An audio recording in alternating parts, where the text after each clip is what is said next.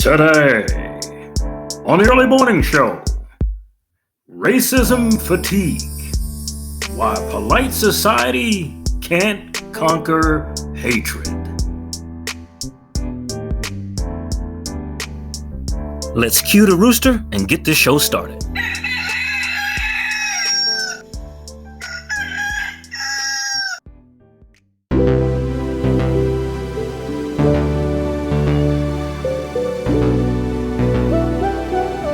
Every time I need that shit, devil make another.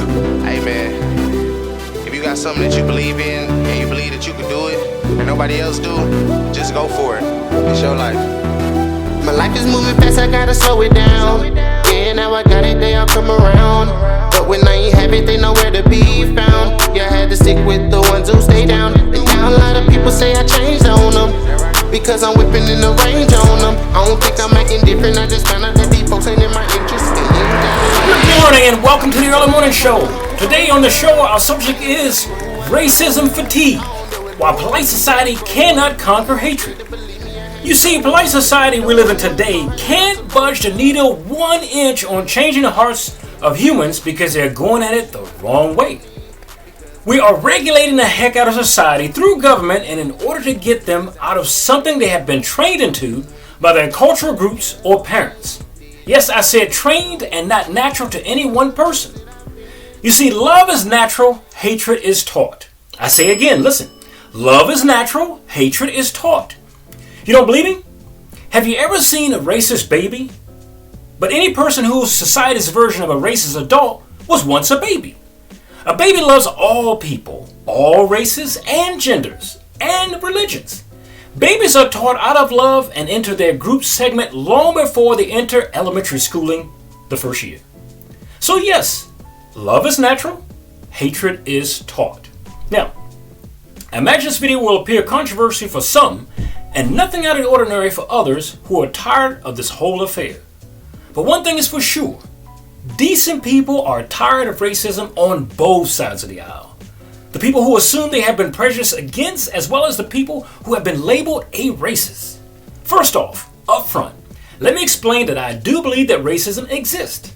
I also know that we are nowhere near the level that society was pre-Martin Luther King era. But hopefully this video will help you reassess your definition of what you believe racism is, as well or as not, who is not a racist. Because in actuality, if we were to go on the modern belief of the word, then all of us, ladies and gentlemen, would be racist. You see, I believe that racism, or what we believe is racism today, is nothing more than a misunderstanding of one another set to music. If you meet someone who you believe is racist, that person is merely someone who grew up with a different set of values than you. And in some cases, humanity that would make all of us racist. When a black man refers to a white man as racist, he in fact does not know that particular man. Because they are strangers to one another's past, they are operating off of their separate past. Let's take another hot button example in order that I may show you a great misunderstanding that's similar. When a woman labels a man a sexist, it is because the two individuals are completely opposite paths of one another based upon gender and upbringing differences. Let's change now the two stories up to make sense. What if that black man, who believed the white man was prejudiced, got to be his best friend? Now, they would learn each other's past, 1, each other's likes, 2, and dislikes, 3, as well as their culture. They would be best friends for life and defend one another in the presence of either one of their races, as this person is someone who is different than the rest of their race, even though that's not true. In the case of the woman versus the man, what would happen if the two became friends and both of them found out the likes and dislikes of the opposite gender? They too would be able to defend one another in the presence of their collective genders, as this person is different and set aside than their entire gender, even though that's not true. Now this theory holds the same for religions amongst interdenominations and cultures, but this is not a formula that you can recreate on a massive scale. The United States attempted to do this with school. If you can remember the school desegregation, and that if you mix together the children that were estranged from one another, they would get to learn each other. Well, it has been 67 years since the Supreme Court passed the Brown versus Board of Education, and we have gone backwards in our communication towards one another and not forward. You see, Brown versus Board of Education of Topeka was a landmark decision of the U.S. Supreme Court in which the court ruled that U.S. state laws establishing racial segregation in public schools are unconstitutional, even if the segregated schools are otherwise equal in quality. So racism, sexism, or most any other type of ism in my book are nothing more than a call to judgment of the opposite person too soon. What we are saying to one another is that you don't know me enough to understand me. If you knew me, you would not treat me this way. That's what we're telling each other. But this can be said on both sides. The black man who says to the white man, "You don't know me," certainly may not know the individual background of that white man he addresses. He inadvertently may lump that man in a group based upon race, which is exactly what he wishes that man not do to him. Now, as for the woman who refers to the man as sexist, she in fact may lump him into her negative past experiences with men. This is surely something that she would not wish he would do to her based upon his negative past experiences with women. Now, racism today has no more strength than refusing to try our food for decades, only to find that it is delicious once you eat it, just once.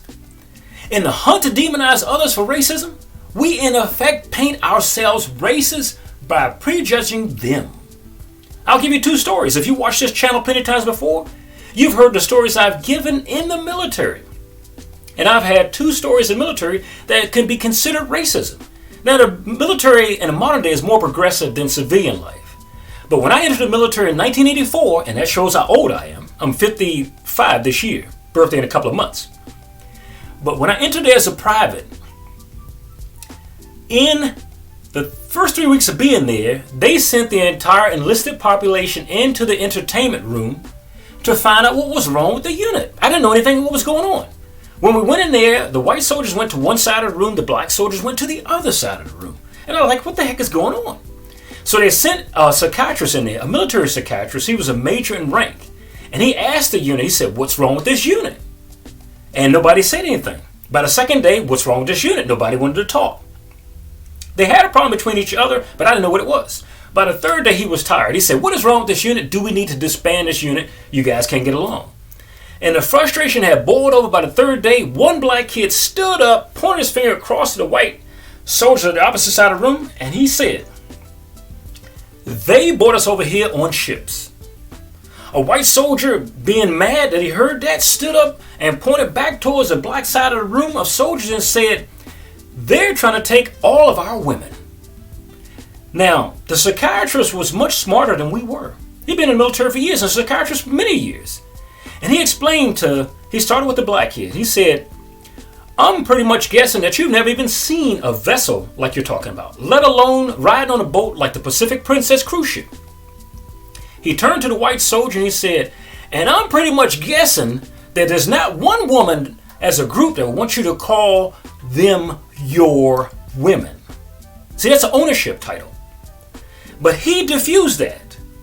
He said that you guys, as young as you are, some 17, 18, 22 years old max, these kids, you're fighting battles that occurred on the street before you were born. You see, they were indoctrinated to that attitude. They were not doing that before. The military just brought it out because it brings a lot of cultures together. So you bring a lot of cultures together, childhood insanity does come out. Fast forward 3 years later, the Army sends me to Europe. Now we're riding on the bus to another base for training. And by the time we get there, it's nighttime. On the bus, there was a joking session that got into an argument between the white soldiers and the black soldiers. And the other time, they're great friends. No problem, they would die for each other. So when the bus got to where it got, the driver let us out. It was pitch black. There was no traffic on that base street. All the white soldiers waiting to go into the barracks went to one side of the street. All the black soldiers went to the other side of the street. They had segregated themselves. I've seen this movie before, though. I got myself a bucket. I put that bucket dead on a yellow line in the middle of the street. I am not playing this game this time. This is too small. I've seen this before. And seeing that, the black soldiers told me, "Come on over and join us, Rivers."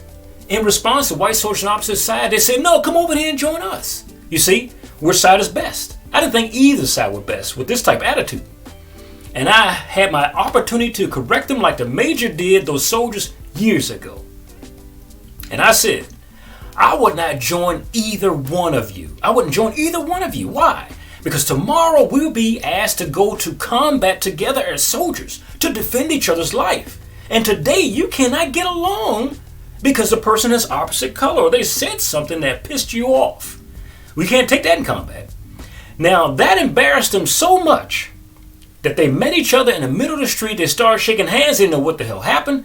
They said to me, Rivers, you always starting shit, but you're right. And that diffused that situation. So a lot of times when we get into this small-minded, infantile stuff, it does not come from babies. It comes from the parents, the culture, the neighborhood, who was not trying to, in some cases, be mean, but they just indoctrinated us into our group. This is what we do as blacks. This is what we do as Hispanics. This is what we do as whites. This is what we do as Chinese. And so on. This is what we do as a particular religion, which excludes other people. Not a problem because people are proud of their group. But proud of a group does not make one racist. So in the future, remember back to when you were a child. I'm asking anybody who watched this video. Remember when you were a child, right after being a baby, when you were an infant or toddler, when you had your first regulation. Who did you hate? Which gender did you hate? Which color did you hate? When did that start? I say again, and I'll leave you with this. And make sure you tune in at midday. Okay? Great news. But remember this. No baby is born with hatred. For the Early Morning Show, this is Charles Rivers. Thank you for joining me. We'll see you again soon.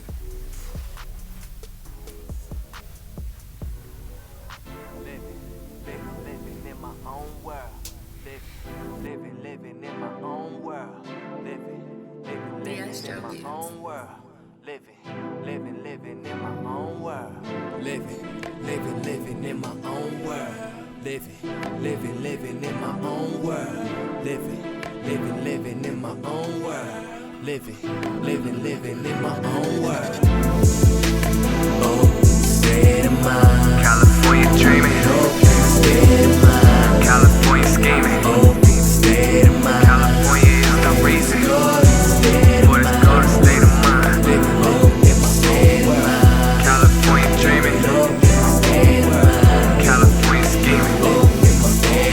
California is the reason for this golden state of mind. Open mind and you'll find what you've been missing. Please don't waste my time and never try to tell me different. There I go again, ignoring my own advice. But take my word for it, man, I've been living nice.